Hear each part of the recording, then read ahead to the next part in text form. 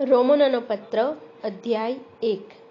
દેવના વહાલા તથા પવિત્ર થવા સારું તેડાયેલા જેઓ રોમમાં રહે છે તે સર્વને લખી તંગ ઈસુ ખ્રિસ્તનો દાસ પાઉલ તેને પ્રેરિત થવા સારું બોલાવવામાં આવ્યો છે તથા દેવની સુવાર્તાને અર્થે જુદો કરવામાં આવ્યો છે। એ સુવાર્તા વિશે દેવે પોતાના પ્રબોધકો દ્વારા પવિત્ર શાસ્ત્રમાં અગાઉથી વચન આપ્યું હતું। તે સુવાર્તા તેના દીકરા આપણા પ્રભુ ઈસુ ખ્રિસ્ત વિશેની છે। એ મનુષ્ય દેહે તો દાઉદનો વંશજ હતો, પણ પવિત્ર આત્માને પ્રતાપે મોયેલામાંથી પાછો ઉઠ્યાથી પરાક્રમમાં દેવનો દીકરો ઠર્યો છે। સર્વ પ્રજાઓ તેના નામની ખાતર વિશ્વાસને આધીન થાય એ માટે અમે તેની મારફતે કૃપા તથા પ્રેરિત પદ પામ્યા છીએ। તેઓમાંના તમે પણ ઈસુ ખ્રિસ્તના થવાને તેડાયેલા છો। આપણા પિતા દેવથી તથા પ્રભુ ઈસુ ખ્રિસ્તથી તમને કૃપા તથા શાંતિ થાવો। પ્રથમ તો આખા જગતમાં તમારો વિશ્વાસ જાહેર થયો છે, એથી તમો સર્વને માટે હું ઈસુ ખ્રિસ્તની મારફતે મારા દેવનો આભાર માનું છું।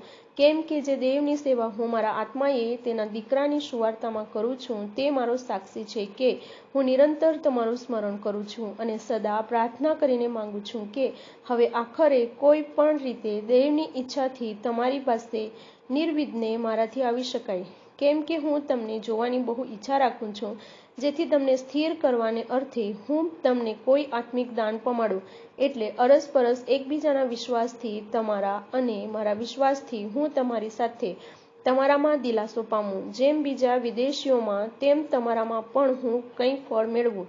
એ માટે મેં ઘણી વાર તમારી પાસે આવવાનો ઠરાવ કર્યો। એ વિશે હે ભાઈઓ, તમે અજાણ્યા રહો એવી મારી ઈચ્છા નથી, પરંતુ હજી સુધી મને અડચણ નડી છે। ગ્રીક લોકોનો તેમજ બર્બરોનો પણ અને જ્ઞાનીઓનો તેમજ મૂર્ખોનો પણ હું ઋણી છું। માટે હું તમો રોમનોને પણ મારી શક્તિ પ્રમાણે સુવાર્તા પ્રગટ કરવાને ઉત્સુક છું।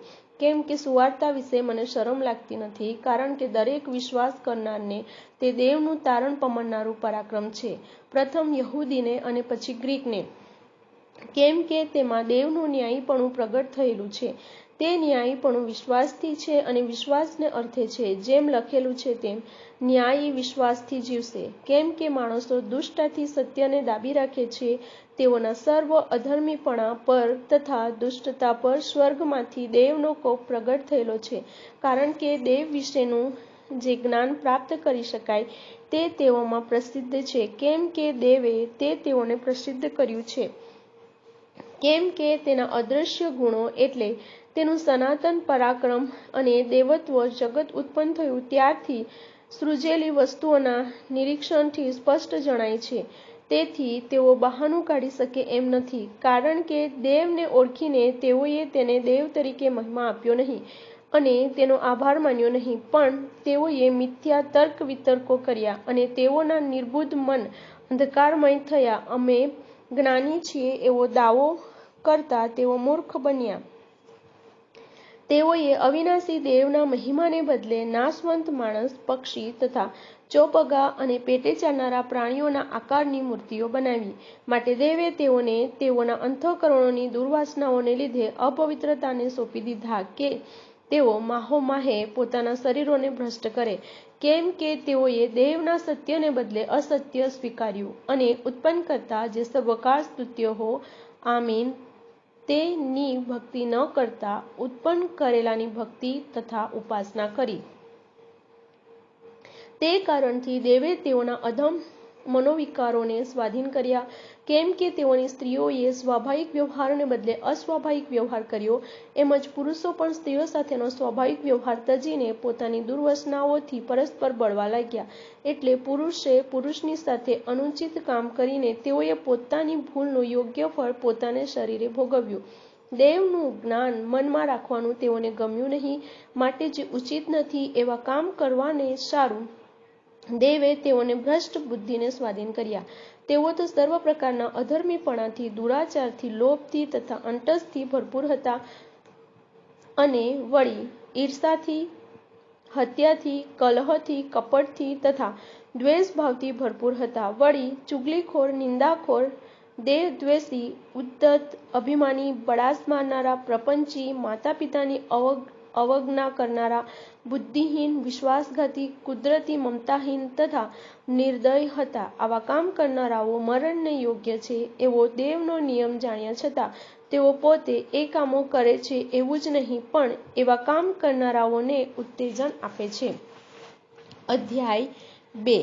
એ માટે હે બીજાઓનો ન્યાય કરનાર માણસ, તું ગમે તે હોય, તું બહાનું કાઢી શકશે નહીં, કેમ કે જે બાબત વિશે તું બીજાનો ન્યાય કરે છે તેમાં તું પોતાને અપરાધી ઠરાવે છે, કેમ કે તું ન્યાય કરનાર પોતે પણ તે જ કામો કરે છે. એવા કામો કરનારાઓની વિરુદ્ધ દેવનો ન્યાય સત્યાનુસાર છે એવું આપણે જાણીએ છીએ. વળી હે માણસ, તું જે એવા કામ કરનારાનો ન્યાય કરે છે અને પોતે તે જ કામો કરે છે, તો શું દેવના દંડથી બચીશ એવું તું ધારે છે? અથવા દેવનો ઉપકાર તને પસ્તાવો કરવા તરફ પ્રેરે છે? એથી અજ્ઞાન રહીને શું તેના ઉપકારની, સહનશીલતાની તથા વિપુલ ધૈર્યની સંપત્તિને તું તુચ્છ ગણે છે? તું તો તારા કઠણ તથા પશ્ચાતાપ રહિત અંતઃકરણ પ્રમાણે તારે પોતાને સારું કોપના તથા દેવના યથાર્થ ન્યાયના પ્રગટીકરણને દિવસે થનાર કોપનો સંગ્રહ કરે છે. તે દરેકને પોતપોતાની કરણી પ્રમાણે ફળ આપશે. એટલે જેઓ ધીરજથી સારા કામ કરીને મહિમા, માન તથા અવિનાશીપણું શોધે છે તેઓને અનંત જીવન મળશે. પણ જેઓ તકરારી છે અને સત્યને માનતા નથી પણ અધર્મને માને છે, તેઓમાંના ભૂંડું કરનાર દરેક માણસના ઉપર કોપ તથા ક્રોધ, વિપત્તિ તથા વેદના આવશે, પ્રથમ યહૂદી પર અને પછી ગ્રીક પર. પણ સત્કર્મ કરનારા દરેકને મહિમા, માન તથા શાંતિ પ્રાપ્ત થશે, પ્રથમ યહૂદીને પછી ગ્રીકને, કેમ કે દેવની પાસે પક્ષપાત નથી. નિયમશાસ્ત્ર વગરના જેટલાએ પાપ કર્યું તેઓ નિયમશાસ્ત્ર વગરના છતાં નાશ પામશે, અને જેટલાએ નિયમશાસ્ત્ર હોવા છતાં પાપ કર્યું તેઓનો ન્યાય નિયમશાસ્ત્ર પ્રમાણે ચૂકવવામાં આવશે. કેમ કે નિયમશાસ્ત્ર સાંભળનારા દેવની નજરમાં ન્યાયી નથી, પણ નિયમશાસ્ત્ર પાળનારા ન્યાયી ઠરશે. કેમ કે વિદેશીઓની પાસે નિયમશાસ્ત્ર નથી, તેઓ જ્યારે સ્વાભાવિક રીતે નિયમશાસ્ત્ર પ્રમાણે વર્તે છે ત્યારે તેઓને નિયમશાસ્ત્ર હોવા ન છતાં તેઓ પોતે પોતાને સારું નિયમરૂપ છે. તેઓના અંતઃકરણમાં નિયમ લખેલો છે તે તેઓના કામ દેખાડી આપે છે, તેઓની પ્રેરક બુદ્ધિ તે વિશે સાક્ષી આપે છે, અને તેઓના વિચાર એકબીજાને દોષિત અથવા નિર્દોષ ઠરાવે છે. દેવ મારી સુવાર્તા પ્રમાણે ઈસુ ખ્રિસ્તની મારફતે માણસોના ગુપ્ત કામોનો ન્યાય ચૂકવશે તે દિવસે એમ થશે. પણ જો તું યહૂદી કહેવાય છે ને નિયમશાસ્ત્ર પર આધાર રાખે છે ને દેવ વિશે અભિમાન ધરાવે છે, તેની ઈચ્છા જાણે છે અને નિયમશાસ્ત્ર શીખેલો હોઈને સારું નરસું પારખી જાણે છે, અને પોતાના વિશે નિશ્ચયપૂર્વક માને છે કે હું આંધળાઓને દોરનાર તથા જેઓ અંધકારમાં છે તેઓને પ્રકાશ આપનાર તથા બુદ્ધિહીનોનો શિક્ષક તથા બાળકોનો ગુરુ છું, અને જ્ઞાનનું તથા સત્યનું સ્વરૂપ ન્યાયશાસ્ત્રમાં મને પ્રાપ્ત થયું છે, ત્યારે હે બીજાને શીખવનાર, શું તું પોતાને શીખવતો નથી? ચોરી ન કરવી એવો બોધ કરનાર, શું તું પોતે ચોરી કરે છે? વ્યભિચાર ન કરવો એવું કહેનાર, શું તું પોતે વ્યભિચાર કરે છે? મૂર્તિઓથી કંટાળનાર, શું તું દેવળોને લૂંટે છે? તું જે નિયમશાસ્ત્ર વિશે મગરૂરી રાખે છે તે તું નિયમશાસ્ત્રનું ઉલ્લંઘન કરીને દેવનું અપમાન કરે છે. કેમ કે શાસ્ત્રમાં લખેલું છે તે પ્રમાણે તમારે લીધે વિદેશીઓમાં દેવના નામની નિંદા થાય છે. જો તું નિયમ પાળનાર હોય તો સુન્નત તને લાભકારક છે ખરી, પણ જો તું ઉલ્લંઘન કરનાર હોય તો તારી સુન્નત બેસુન્નત થઈ જાય છે. માટે જો બેસુન્નતી માણસ નિયમશાસ્ત્રના વિધિઓ પાળે તો શું તેની બેસુન્નત તે સુન્નત તરીકે ગણાય નહીં? અને જેઓ શરીરે બેસુન્નતીઓ છે તેઓ નિયમ પાળીને તને એટલે શાસ્ત્ર તથા સુન્નત છતાં નિયમશાસ્ત્રનું ઉલ્લંઘન કરનારને અપરાધી નહીં ઠરાવશે? કેમ કે જે દેખીતો યહૂદી તે યહૂદી નથી, અને જે દેખીતી એટલે દેહની સુન્નત તે સુન્નત નથી, પણ જે આંતરિક યહૂદી તે જ યહૂદી, અને જે સુન્નત એટલે કેવળ લેખના અક્ષરો પ્રમાણેની નહીં પણ આત્મિક છે તે જ સુન્નત છે, અને માણસ તરફથી નહીં પણ દેવ તરફથી તેની પ્રશંસા છે. અધ્યાય 3. તો યહૂદીની અધિકતા શી છે, અને સુન્નતથી શો લાભ છે? સર્વ પ્રકારે બહુ લાભ છે. પ્રથમ તો એ છે કે દેવના વચનો તેઓને સોંપવામાં આવ્યા હતા, અને જો કેટલાયક અવિશ્વાસી હતા તો શું તેઓનો અવિશ્વાસ શું દેવના વિશ્વાસુપણાને નિરર્થક કરે? ના, એવું ન બને. હા, દરેક માણસ ભલે જૂઠું ઠરે તો પણ દેવ સાચો ઠરો. લખેલું છે કે તું તારા વચનોમાં ન્યાયી ઠરે અને તારો ન્યાય કરવામાં આવે ત્યારે તારો વિજય થાય. પણ જો આપણું અન્યાયીપણું દેવના ન્યાયીપણાને સ્થાપિત કરે છે તો આપણે શું કહીએ? શું કોપરપી શિક્ષા કરનાર દેવ અન્યાયી છે? હું માણસની રૂઢિ પ્રમાણે બોલું છું. ના, એવું ન થાવું. કેમ કે જો એમ હોય તો દેવ જગતનો ન્યાય સી રીતે કરે? પણ જો મારા અસત્યથી દેવનું સત્ય તેના મહિમાને અર્થે વધારે પ્રગટ થયું તો હજુ સુધી અપરાધી તરીકે મારો ન્યાય કેમ કરવામાં આવે છે? વળી અમારી નિંદા કરીને કેટલાયક અમારે વિશે કહે છે કે તેઓનું બોલવું એવું છે કે સારું થાય માટે આપણે ભૂંડું કરીએ. એ પ્રમાણે કેમ ન કરીએ? એવાઓનો દંડ વાજબી છે. ત્યારે શું આપણે તેઓના કરતાં ચઢિયાતા છીએ? તદ્દન નહીં જ. કારણ કે અમે અગાઉ યહૂદીઓ તથા ગ્રીકોને માથે દોષ મૂક્યો છે કે તેઓ સઘળા પાપને આધીન છે. જેમ શાસ્ત્રમાં લખેલું છે તે પ્રમાણે કોઈ ન્યાયી નથી, એક પણ નથી. સમજનાર કોઈ નથી, દેવને શોધનાર કોઈ નથી. તેઓ સઘળા ભટકી ગયા છે, તેઓ સર્વ નક્કામા થયા છે. સત્કર્મ કરનાર કોઈ નથી, ના એક પણ નથી. તેઓનું ગળું ઉઘાડી કબર જેવું છે. પોતાની જીભથી તેઓએ કપટ કર્યું છે. તેઓના હોઠોમાં સર્પનું ઝેર છે. તેઓનું મોં સાપથી તથા કડવાશથી ભરેલું છે. તેઓના પગ રક્ત વહેવડાવવામાં ઉતાવળા છે. તેઓના માર્ગોમાં નાશ તથા સંતાપ છે. તેઓએ શાંતિનો માર્ગ જાણ્યો નથી. તેઓની આંખ આગળ દેવનું ભય નથી.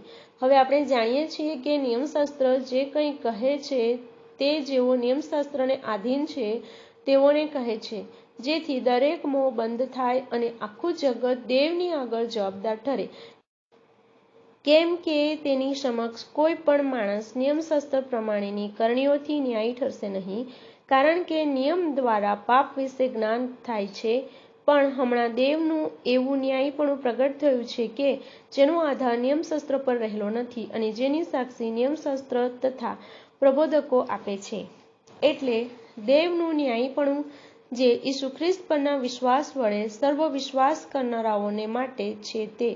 કેમ કે એમાં કંઈ પણ ભેદ નથી, કારણ કે સઘળાએ પાપ કર્યું છે અને દેવના મહિમા વિશે સઘળા અધૂરા રહે છે. પણ ઈસુ ખ્રિસ્તથી જે ઉદ્ધાર છે તેની મારફતે દેવની કૃપાથી તેઓ વિનામૂલ્ય ન્યાયી ગણાય છે. દેવે તેને તેના રક્ત પરના વિશ્વાસથી પ્રાયશ્ચિત થવા સારું ઠરાવ્યો, જેથી દેવની સહનશીલતાથી અગાઉ થયેલા પાપની દરગુજર થઈ તે વિશે દેવ પોતાનું ન્યાયીપણું દેખાડે. એટલે કે સાંપ્રત કાળમાં તે પોતાનું ન્યાયીપણું દેખાડે, જેથી પોતે ન્યાયી રહીને ઈસુ પર વિશ્વાસ રાખનારને ન્યાયી ઠરાવનાર થાય. તો વડાઈ કરવાનું ક્યાં રહ્યું? તેનું સ્થાન નથી. કયા નિયમથી? શું કરણીના? ના, પણ વિશ્વાસના નિયમથી. માટે અમે એવું સમજીએ છીએ કે માણસ નિયમશાસ્ત્ર પ્રમાણેની કરણીઓ વગર વિશ્વાસથી જ ન્યાયી ઠરે છે. અથવા શું દેવ કેવળ યહૂદીઓનો જ છે? શું વિદેશીઓનો પણ નથી? હા, વિદેશીઓનો પણ છે, કારણ કે દેવ એક જ છે અને તે સુન્નતિને વિશ્વાસથી અને બેસુન્નતિને પણ વિશ્વાસ વડે ન્યાયી ઠરાવશે. ત્યારે શું અમે વિશ્વાસથી નિયમશાસ્ત્રને નિરર્થક ઠરાવીએ છીએ? ના, એવું ન થાવું. એથી ઉલટું અમે તો નિયમશાસ્ત્રને સ્થાપિત કરીએ છીએ. અધ્યાય 4. તો મનુષ્ય દેહે આપણા પૂર્વજ ઇબ્રાહીમને જે મળ્યું તે વિશે આપણે શું કહીએ? કેમ કે જો ઇબ્રાહીમ કરણીઓથી ન્યાયી ઠર્યો હોત તો તેને વડાઈ કરવાનું કારણ છે, પણ દેવની આગળ નહીં. કેમ કે ધર્મશાસ્ત્ર શું કહે છે? તે કહે છે કે ઇબ્રાહીમે દેવ પર વિશ્વાસ કર્યો અને તે વિશ્વાસ તેને લેખે ન્યાયીપણાને અર્થે ગણવામાં આવ્યો. હવે કામ કરનારને જે મુસારો મળે છે તે કૃપારૂપ ગણાતો નથી, પણ હકરૂપ ગણાય છે. પણ જે માણસ પોતે કરેલા કામ પર નહીં, પણ અધર્મીને ન્યાયી ઠરાવનાર પર વિશ્વાસ કરે છે, તેનો વિશ્વાસ તેને લેખે ન્યાયીપણાને અર્થે ગણવામાં આવ્યો છે. એ પ્રમાણે દેવ જે માણસને કરણીઓ વગર ન્યાયી ગણે છે તેને દાઉદ પણ નીચે પ્રમાણે ધન્યવાદ આપે છે: જેઓના અપરાધ માફ થયા છે અને જેઓના પાપ ઢંકાયા છે તેઓને ધન્ય છે. જેને લેખે પ્રભુ પાપ નહીં ગણે તે માણસને ધન્ય છે. ત્યારે એ ધન્યવાદ સુન્નતીને જ આપવામાં આવ્યો છે કે બે સુન્નતીને પણ? આપણે તો એવું કહીએ છીએ કે ઇબ્રાહિમનો વિશ્વાસ તેને લેખે ન્યાયપણાને અર્થે ગણવામાં આવ્યો હતો. ત્યારે તે સી રીતે ગણવામાં આવ્યો? તે સુન્નતી હતો ત્યારે, અથવા તે બે સુન્નતી હતો ત્યારે? તે સુન્નતી હતો ત્યારે નહીં, પણ તે બે સુન્નતી હતો ત્યારે જ. તે બે સુન્નતી હતો ત્યારે વિશ્વાસથી જે ન્યાયીપણું છે તે તેને મળ્યું હતું. તેના પર મહોર સિક્કો થવા સારું તેને સુન્નતનું ચિહ્ન મળ્યું, જેથી તે સર્વ બે સુન્નતી વિશ્વાસીઓનો પૂર્વજ થાય. એટલે તેઓને લેખે પણ તે વિશ્વાસનું ન્યાયીપણું ગણવામાં આવે, અને તે સુન્નતીઓનો પૂર્વજ, એટલે જેવો સુન્નતી છે એટલું જ નહીં, પણ આપણો બાપ ઇબ્રાહિમ બે સુન્નતી હતો તે વખતના તેના વિશ્વાસને પગલે જેઓ ચાલે છે તેઓનો પણ તે પૂર્વજ થાય. કેમ કે જગતના વારસ થવાનું વચન ઇબ્રાહિમને કે તેના વંશજોને નિયમ દ્વારા મળ્યું ન હતું, પણ વિશ્વાસના ન્યાયીપણા દ્વારા મળ્યું હતું. કેમ કે જો નિયમને માનનારા વારસ હોય તો વિશ્વાસ નિરર્થક થાય છે અને વચન પણ વ્યર્થ થાય છે. કેમ કે નિયમ તો કોપ ઉપજાવે છે, પણ જ્યાં નિયમ નથી ત્યાં ઉલ્લંઘન પણ નથી, અને તે વચન કૃપાથી થાય અને સઘળા વંશજોને વાસ્તે અચૂક થાય. એટલે માત્ર જેઓ નિયમ પાળનાર છે તેઓને જ વાસ્તે નહીં, પણ જેઓ ઇબ્રાહિમના વિશ્વાસના છે તેઓને વાસ્તે પણ અચૂક થાય. એ માટે તે વચન વિશ્વાસથી પ્રાપ્ત થાય છે.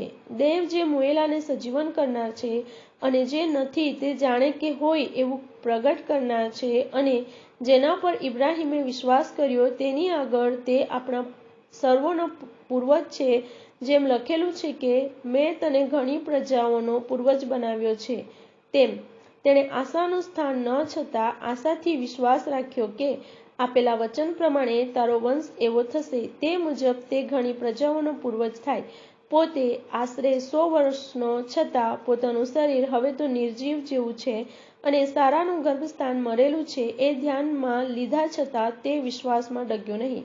હા, દેવનું વચન ધ્યાનમાં રાખીને તેણે અવિશ્વાસથી સંદેહ આણ્યો નહીં, પણ દેવને મહિમા આપીને, તથા જે વચન તેણે તેને આપ્યું હતું તે પૂરું કરવાને પણ તે સમર્થ છે એવો પૂરો ભરોસો રાખીને તે વિશ્વાસમાં દ્રઢ રહ્યો. તેથી તેનો વિશ્વાસ તેને લેખે ન્યાયીપણાને અર્થે ગણવામાં આવ્યો. હવે તે તેને લેખે ગણવામાં આવ્યો એ કેવળ તેને જ માટે લખેલું નથી, પરંતુ આપણે માટે પણ લખેલું છે. એટલે આપણે જેઓ આપણા પ્રભુ ઈસુને મોયલામાંથી ઉઠાડનાર પર વિશ્વાસ રાખનારા છીએ તેઓને લેખે પણ ગણવામાં આવશે. તેને આપણા અપરાધોને લીધે પરાધીન કરવામાં આવ્યો, અને આપણા ન્યાયીકરણને માટે તેને પાછો ઉઠાડવામાં આવ્યો. અધ્યાય 5. ત્યારે આપણને વિશ્વાસથી ન્યાયી ઠરાવવામાં આવ્યા છે. તેથી આપણે આપણા પ્રભુ ઈસુ ખ્રિસ્તને આશરે દેવની સાથે સમાધાન પામીએ છીએ. આ જે કૃપામાં આપણે સ્થિર છીએ તે કૃપામાં ઈસુને આશરે પણ વિશ્વાસથી પ્રવેશ પામેલા છીએ. વળી આપણે દેવના મહિમાની આશાથી આનંદ કરીએ છીએ, અને માત્ર એટલું જ નહીં, પરંતુ આપણે વિપત્તિમાં પણ આનંદ કરીએ છીએ. કેમ કે આપણે જાણીએ છીએ કે વિપત્તિ ધીરજને, અને ધીરજ અનુભવને, અને અનુભવ આશાને ઉત્પન્ન કરે છે. અને આશા શરમાવતી નથી, કેમ કે આપણને આપેલા પવિત્ર આત્માથી આપણા અંતઃકરણમાં દેવનો પ્રેમ વહેડાવવામાં આવેલો છે. કેમ કે આપણે હજી નિર્બળ હતા એટલામાં યોગ્ય સમયે અધર્મીઓને સારું ખ્રિસ્ત મરણ પામ્યો. હવે ન્યાયી માણસને સારું ભાગ્યે જ કોઈ મરે, સારા માણસને સારું તો કોઈ એક કદાચ મરવાને પણ છાતી ચલાવે. પણ આપણે જ્યારે પાપી હતા ત્યારે ખ્રિસ્ત આપણે સારું મરણ પામ્યો. એમ કરવામાં દેવ આપણા પર પોતાનો પ્રેમ પ્રગટ કરે છે. ત્યારે આપણને હમણાં તેના રક્તથી ન્યાયી ઠરાવવામાં આવ્યા છે, માટે તેની મારફતે દેવના કોપથી બચીશું. તે કેટલું બધું ખાતરીપૂર્વક છે. કેમ કે જ્યારે આપણે શત્રુ હતા ત્યારે જો દેવની સાથે તેના દીકરાના મરણ દ્વારા આપણો તેની સાથે મિલાપ થયો, તો મિલાપ થયા પછી આપણે તેના જીવનને લીધે બચીશું. તે કેટલું વિશેષ ખાતરીપૂર્વક છે. એટલું જ નહીં, પણ આપણા પ્રભુ ઈસુ ખ્રિસ્ત દ્વારા આપણો હમણાં મિલાપ થયો છે તેને આશરે આપણે દેવમાં આનંદ પણ કરીએ છીએ. તે માટે જેમ એક માણસથી જગતમાં પાપ પેઠું, ને પાપથી મરણ, અને સઘળાએ પાપ કર્યું, તેથી સઘળા માણસોમાં મરણનો પ્રસાર થયો. કેમ કે નિયમશાસ્ત્ર પ્રગટ થયા પહેલા પણ પાપ જગતમાં હતું ખરું, તો પણ જ્યાં નિયમ ન હોય ત્યાં પાપ ગણાય નહીં. તો પણ આદમથી તે મૂસા સુધી મરણે રાજ કર્યું. હા, જેઓએ આદમના ઉલ્લંઘન સમાન પાપ કર્યું ન હતું તેઓના ઉપર પણ રાજ કર્યું. આદમ તો તે આવનારની એધાણી રૂપ હતો, પણ જેવું પાપ છે તેવું કૃપાદાન છે એમ નથી. કેમ કે જો એકના પાપને લીધે ઘણા મરણ પામ્યા, તો વિશેષે કરીને એક માણસની એટલે ઈસુ ખ્રિસ્તની કૃપાથી ઘણાના ઉપર દેવની કૃપા તથા દાન પુષ્કળ થયા છે. એકના પાપનું પરિણામ જેવું થયું તેવું એ દાનનું નથી, કેમ કે એકના અપરાધથી ફેંસલો દંડરૂપ થયો, પણ ઘણા અપરાધોથી કૃપાદાન તો ન્યાયીકરણ રૂપ થયું. કેમ કે જો એકથી તેના પાપને લીધે મરણે રાજ કર્યું, તો જેવો કૃપા તથા ન્યાયીપણાનું દાન પુષ્કળ પામે છે, તેવો એકથી એટલે ઈસુ ખ્રિસ્તથી જીવનમાં રાજ કરશે તે કેટલું વિશેષ ખાતરીપૂર્વક છે. માટે જેમ એક અપરાધથી સર્વ માણસોને દંડાજ્ઞા થઈ, તેમ એક ન્યાયી કૃત્યથી સર્વ માણસોને જીવનરૂપ ન્યાયીકરણનું દાન મળ્યું. કેમ કે જેમ એક માણસના આજ્ઞાભંગથી ઘણા પાપી થયા, તેમજ એકના આજ્ઞાપાલનથી ઘણા ન્યાયી ઠરશે. વળી અપરાધ અધિક થાય તે માટે નિયમશાસ્ત્રે પ્રવેશ કર્યો, પણ જ્યાં પાપ અધિક થયું ત્યાં કૃપા તેથી અધિક થઈ. જેથી જેમ પાપે મરણરૂપી રાજ્યમાં રાજ કર્યું, તેમ આપણા પ્રભુ ઈસુ ખ્રિસ્ત દ્વારા ન્યાયીકરણે કરીને સર્વકાળના જીવનને અર્થે કૃપા પણ રાજ કરે. અધ્યાય 6. ત્યારે આપણે શું કહીએ? કૃપા અધિક થાય માટે શું આપણે પાપ કર્યા કરીએ? ના, એવું ન થાવો. આપણે પાપના સંબંધમાં મુવા તો પછી એમાં કેમ જીવીએ? શું તમે નથી જાણતા કે આપણે જેવો ખ્રિસ્ત ઈસુમાં બાપ્તિસ્મા પામ્યા, તેવો સર્વ તેના મરણમાં બાપ્તિસ્મા પામ્યા? તે માટે આપણે બાપ્તિસ્મા દ્વારા તેની સાથે મરણમાં દટાયા, કે જેમ ખ્રિસ્તને બાપના મહિમાથી મોયલામાંથી ઉઠાડવામાં આવ્યો, તેમજ આપણે પણ નવા જીવનમાં ચાલીએ. કારણ કે જો આપણે તેના મરણની સમાનતામાં તેની સાથે જોડાયા, તો તેના પુનરુત્થાનની સમાનતામાં પણ આપણે જોડાયેલા થઈશું. વળી એ જાણીએ છીએ કે આપણું જૂનું માણસપણું તેની સાથે વધસ્તંભે એ માટે જડાયું કે પાપનું શરીર નિરર્થક થાય, એટલે કે હવે પછી આપણે પાપની ગુલામગીરીમાં રહીએ નહીં. કેમ કે જે મુવો છે તે ન્યાયી ઠરીને પાપથી મુક્ત થયો છે. હવે જો આપણે ખ્રિસ્તની સાથે મુવા, તો આપણને વિશ્વાસ છે કે તેની સાથે જીવીશું પણ ખરા. કેમ કે આપણે જાણીએ છીએ કે ખ્રિસ્તને મોયલામાંથી ઉઠાડવામાં આવ્યા પછી તે ફરીથી મરનાર નથી. હવે પછી મરણનો ફરીથી તેના પર અધિકાર નથી. કેમ કે તે મુવો એટલે પાપના સંબંધમાં તે એક જ વાર મુવો, પણ તે જીવે છે એટલે દેવના સંબંધમાં તે જીવે છે. તેમ તમે પણ પોતાને પાપના સંબંધમાં મોયેલા પણ આપણા પ્રભુ ઈસુ ખ્રિસ્તને આશરે દેવના સંબંધમાં જીવતા ગણો. તમે પાપની દુર્વાસનાઓને આધીન ન થાઓ, એ માટે તમે તેને તમારા મર્ત્ય શરીરમાં રાજ કરવા ન દો. વળી તમારા અવયવોને અન્યાયના હથિયાર થવા સારું પાપને ન સોંપો, પણ મોયેલામાંથી સજીવન થયેલા એવા તમે પોતાને દેવને સોંપો. તમે પોતાના અવયવોને ન્યાયીપણાના હથિયાર થવા સારું દેવને સોંપો. કારણ કે પાપ તમારા પર રાજ કરશે નહીં. કેમ કે તમે નિયમને આધીન નથી, પણ કૃપાને આધીન છો. તો શું આપણે નિયમને આધીન નથી, પણ કૃપાને આધીન છીએ? તે માટે શું આપણે પાપ કરીએ? ના, એવું ન થાવું. શું તમે નથી જાણતા કે જેની આજ્ઞા પાળવા સારું તમે પોતાને દાસ તરીકે સોંપો છો, એટલે જેની આજ્ઞા તમે પાળો છો તેના દાસ તમે છો. ગમે તો મોતને અર્થે પાપના અથવા ન્યાયીપણાને અર્થે આજ્ઞાપાલનના. પણ દેવને ધન્ય હોવ કે તમે પાપના દાસ હતા, પણ જે બોધ તમને કરવામાં આવ્યો તે તમે અંતઃકરણથી સ્વીકાર્યો. એ પ્રમાણે પાપથી મુક્ત થઈને તમે ન્યાયીપણાના દાસ થયા. તમારા દેહની દુર્બળતાને લીધે હું માણસની રીતે વાત કરું છું. કેમ કે જેમ તમે તમારા અવયવોને અન્યાયને અર્થે અશુદ્ધતાને તથા અન્યાયને દાસ તરીકે સોંપ્યા હતા, તેમ હવે તમારા અવયવોને પવિત્રતાને અર્થે ન્યાયીપણાને દાસ તરીકે સોંપો. કેમ કે જ્યારે તમે પાપના દાસ હતા, ત્યારે તમે ન્યાયીપણાથી સ્વતંત્ર હતા. તો જે કામોથી તમે હમણાં શરમાવો છો તેથી તમને તે વખતે શું ફળ હતું? કેમ કે તે કામોનું પરિણામ મરણ છે.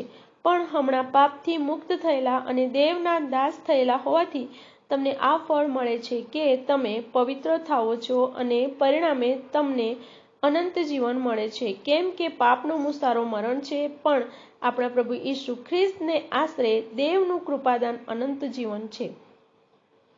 અધ્યાય 7. વળી ભાઈઓ, શું તમે એ નથી જાણતા? કેમ કે નિયમશાસ્ત્ર જાણનારા પ્રત્યે હું બોલું છું કે માણસ જીવે છે ત્યાં સુધી તેના પર નિયમની સત્તા હોય છે. કેમ કે જે સ્ત્રીને પતિ છે તે પોતાના પતિના જીવતા સુધી તેની સાથે નિયમથી બંધાયેલી હોય છે.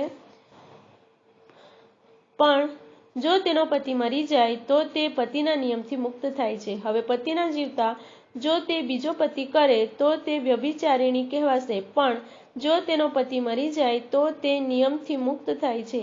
તેથી જો તે બીજો પતિ કરે તો પણ તે વ્યભિચારિણી નથી. એમ જ મારા ભાઈઓ, તમે પણ ખ્રિસ્તના શરીર દ્વારા નિયમશાસ્ત્રના સંબંધમાં મોયેલા થયા છો, જેથી તમે બીજાના એટલે જે મોયેલામાંથી પાછો ઉઠ્યો છે તેના થાઓ કે આપણે દેવને અર્થે ફળ ઉત્પન્ન કરીએ. કેમ કે જ્યારે આપણે દૈહિક હતા ત્યારે નિયમશાસ્ત્ર વડે પાપ વાસનાઓ આપણા અવયવોમાં મરણને સારું ફળ ઉત્પન્ન કરવાને પ્રયત્ન કરતી હતી. પણ આપણે જે બાબતમાં બંધાયા હતા તે બાબતમાં મરણ પામ્યાથી હમણાં આપણે નિયમશાસ્ત્રથી મુક્ત થયા છીએ. એ માટે નિયમશાસ્ત્રની જૂની પદ્ધતિ પ્રમાણે નહીં, પણ આત્માને અનુસરનારી નવીન પદ્ધતિ પ્રમાણે સેવા કરીએ. ત્યારે આપણે શું કહીએ? શું નિયમ પાપરૂપ છે? ના, કદી નહીં.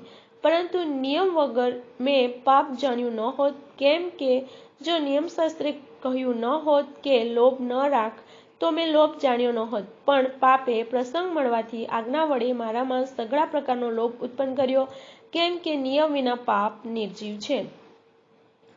હું તો અગાઉ નિયમ વિના જીવતો હતો, પણ આજ્ઞા આવી એટલે પાપ સજીવન થયું, અને હું મૂવો. એટલે જે આજ્ઞા જીવનને અર્થે હતી તે તો મરણને અર્થે છે એવું મને માલુમ પડ્યું. કેમ કે પાપે પ્રસંગ મળતા આજ્ઞા વડે મને ઠગ્યો, અને તે વડે મને મારી નાખ્યો. માટે નિયમશાસ્ત્ર તો પવિત્ર છે અને આજ્ઞા પવિત્ર, ન્યાયી તથા હિતકારક છે. ત્યારે શું જે હિતકારક છે તે મને મૃત્યુકારક થયું? ના, કદી નહીં. પણ પાપ તે પાપ જ દેખાય, અને આજ્ઞા વડે પાપ તે અતિશય પાપિષ્ટ થાય. એ માટે જે હિતકારક છે તેને લીધે તેણે મારું મરણ નિપજાવ્યું. કેમ કે આપણે જાણીએ છીએ કે નિયમ આધ્યાત્મિક છે, પણ હું દૈહિક છું અને પાપને વેચાયેલો છું. કેમ કે હું જે કરું છું તે હું સમજીને કરતો નથી, કારણ કે હું જે ઈચ્છું છું તે કરતો નથી, પણ જે હું ધિક્કારું છું તે હું કરું છું. ત્યારે હું જે ઈચ્છતો નથી તે જો હું કરું છું, તો હું નિયમ વિશે કબૂલ કરું છું કે તે સારો છે. તો હવે જે તે કરે છે તે તો હું નથી, પણ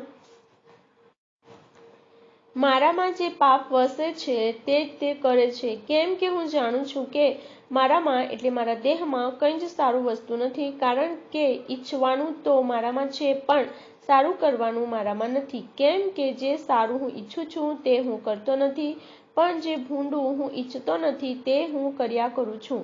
હવે જો હું જે ઈચ્છતો નથી તે હું કરું છું, તો તે કરનાર હું નથી, પણ મારામાં જે પાપ વસે છે તે છે. તો મને એવો નિયમ માલુમ પડે છે કે સારું કરવા હું ઈચ્છું છું ત્યારે ભૂંડું હાજર હોય છે. કેમ કે હું મારા આંતરિક મનુષ્ય પ્રમાણે દેવના નિયમમાં આનંદ માનું છું, પણ હું મારા અવયવોમાં એક જુદો નિયમ જોઉં છું. તે મારા મનના નિયમની સામે લડે છે અને મારા અવયવોમાં રહેલા પાપના નિયમના બંધનમાં મને લાવે છે. હું કેવો દુર્ભાગ્ય માણસ છું! મને આ મરણના શરીરથી કોણ મુક્ત કરશે? આપણા પ્રભુ ઈસુ ખ્રિસ્તને આશરે હું દેવની આભાર સ્તુતિ કરું છું. એ પ્રમાણે હું પોતે મનથી દેવના નિયમની પણ દેહથી પાપના નિયમની સેવા કરું છું. અધ્યાય 8. એ માટે જેઓ ખ્રિસ્ત ઈસુમાં છે તેઓને હવે દંડાજ્ઞા નથી. કેમ કે ખ્રિસ્ત ઈસુમાં જીવનના આત્માનો જે નિયમ છે તેણે મને પાપના તથા મરણના નિયમથી મુક્ત કર્યો છે. કેમ કે દેહને લીધે નિયમ નિર્બળ હતો, તેથી જે કામ તેને અશક્ય હતું તે દેવે કર્યું, એટલે પોતાના દીકરાને પાપી દેહની સમાનતામાં અને પાપાર્થાર્પણને માટે મોકલીને તેના દેહમાં પાપને દંડાજ્ઞા ફરમાવી, જેથી આપણામાં એટલે દેહ પ્રમાણે નહીં પણ આત્મા પ્રમાણે ચાલનારામાં નિયમની માંગણી પૂર્ણ થાય. કેમ કે જેઓ દૈહિક છે તેઓ દૈહિક બાબતો પર મન લગાડે છે, પણ જેઓ આત્મિક છે તેઓ આત્મિક બાબતો ઉપર મન લગાડે છે. દૈહિક મન તે મરણ છે, પણ આત્મિક મન તે જીવન તથા શાંતિ છે. કારણ કે દૈહિક મન તે દેવ પર વેર છે, કેમ કે તે દેવના નિયમને આધીન નથી અને થઈ શકતું પણ નથી. જેઓ દૈહિક છે તેઓ દેવને પ્રસન્ન કરી શકતા નથી. પણ જો દેવનો આત્મા તમારામાં વસતો હોય તો તમે દૈહિક નથી પણ આત્મિક છો. પણ જો કોઈને ખ્રિસ્તનો આત્મા નથી તો તે ખ્રિસ્તનો નથી. જો ખ્રિસ્ત તમારામાં છે તો પાપને લીધે તમારું શરીર તો મરેલું છે, પણ ન્યાયીપણાને લીધે તમારો આત્મા જીવે છે. જેણે ઈસુને મુયલામાંથી ઉઠાડ્યો તેનો આત્મા જો તમારામાં વસતો હોય તો જેણે ખ્રિસ્ત ઈસુને મુયલામાંથી ઉઠાડ્યો તે તમારામાં વસનાર પોતાના આત્માની મારફતે તમારા મર્ત્ય શરીરોને પણ સજીવન કરશે. એ માટે ભાઈઓ, આપણે ઋણી છીએ, પણ દેહ પ્રમાણે જીવવાને દેહના ઋણી નથી. કેમ કે જો તમે દેહ પ્રમાણે જીવો તો તમે મરશો જ, પણ જો તમે આત્મા વડે શરીરના કામોને મારી નાખો તો તમે જીવશો. કેમ કે જેટલા દેવના આત્માથી દોરાય છે તેટલા દેવના દીકરા છે. કેમ કે ફરીથી તમને ભય લાગે એવો દાસત્વનો આત્મા તમને મળ્યો નથી, પણ તમને દત્તક પુત્રપણાનો આત્મા મળ્યો છે. તેને લીધે આપણે અબ્બા બાપ એવી હાંક મારીએ છીએ. આપણા આત્માની સાથે પણ પવિત્ર આત્મા પોતે સાક્ષી આપે છે કે આપણે દેવના છોકરા છીએ. હવે જો છોકરા છીએ તો વારસ પણ છીએ, એટલે દેવના વારસ છીએ અને ખ્રિસ્તની સંગાતે વારસાના ભાગીદાર છીએ. તેની સાથે મહિમા પામવાને સારું જો આપણે તેની સાથે દુઃખ સહન કરીએ તો. કેમ કે હું એમ માનું છું કે જે મહિમા આપણને પ્રગટ થનાર છે તેની સાથે આ વખતના દુઃખો સરખાવવા જોગ નથી. કેમ કે સૃષ્ટિની ઉત્કંઠા દેવના છોકરાના પ્રગટ થવાની વાટ જોયા કરે છે. કારણ કે સૃષ્ટિ પોતાની ઈચ્છાથી નહીં પણ સ્વાધીન કરનારની ઈચ્છાથી વ્યર્થપણાને સ્વાધીન થઈ. પણ તે એવી આશાથી સ્વાધીન થઈ કે સૃષ્ટિ પોતે પણ નાશના દાસત્વમાંથી મુક્ત થઈને દેવના છોકરાના મહિમાની સાથે રહેલી મુક્તિ પામે. કેમ કે આપણે જાણીએ છીએ કે અત્યાર સુધી આખી સૃષ્ટિ તમામ નિશાસા નાખીને પ્રસૂતિની વેદનાથી કષ્ટાય છે. વળી તે એકલી જ નહીં પણ આપણે પોતે જેઓને આત્માનું પ્રથમ ફળ મળ્યું છે તે જોઈને પણ દત્તક પુત્રપણાની એટલે આપણા શરીરના ઉદ્ધારની વાટ જોતા આપણે પોતાના મનના નિશાસા નાખીએ છીએ. કેમ કે તે જ આશાએ આપણે તારણ પામ્યા છીએ. પણ જે આશા દ્રશ્ય હોય તે આશા નથી. કેમ કે કોઈ માણસ પોતે જે દેખે છે તેની આશા કેમ રાખે? પણ આપણે જે જોતા નથી તેની આશા જ્યારે રાખીએ છીએ ત્યારે ધીરજથી તેની વાટ જોઈએ છીએ.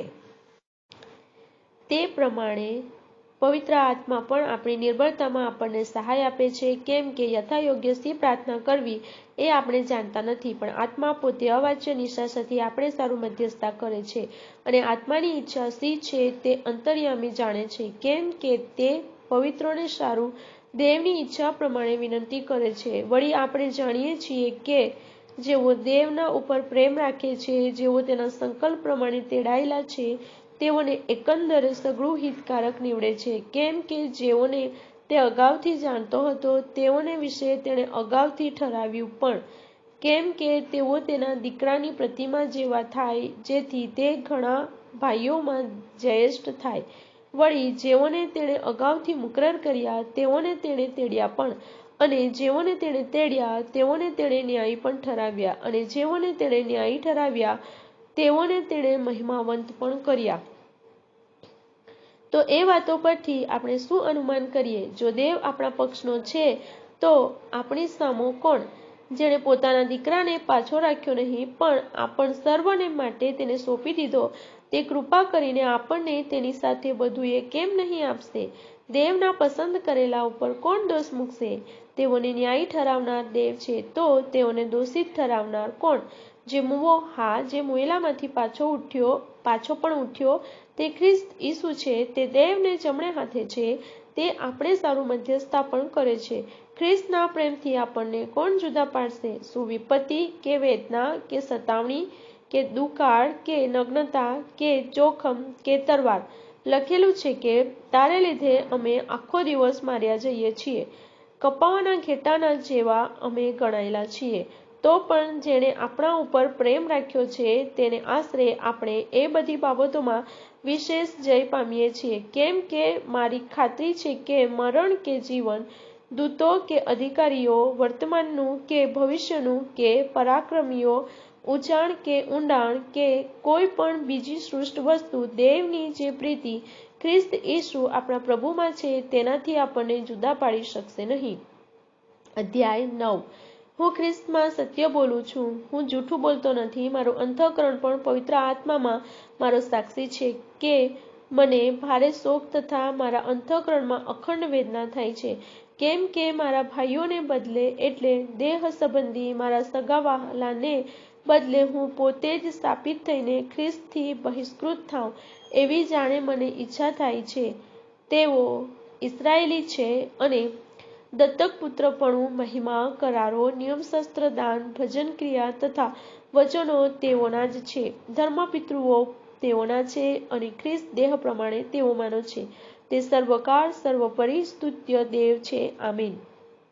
પણ દેવની વાત જાણે કે વ્યર્થ ગઈ હોય એમ નથી, કેમ કે જેઓ ઇસ્રાયેલના વંશજો છે તેઓ સર્વ ઇસ્રાયેલી નથી, તેમજ તેઓ ઇબ્રાહીમના વંશજો છે તેથી તેઓ સર્વ તેના છોકરા છે એમ પણ નથી. પણ લખેલું છે કે ઇસહાકથી તારો વંશ ગણાશે.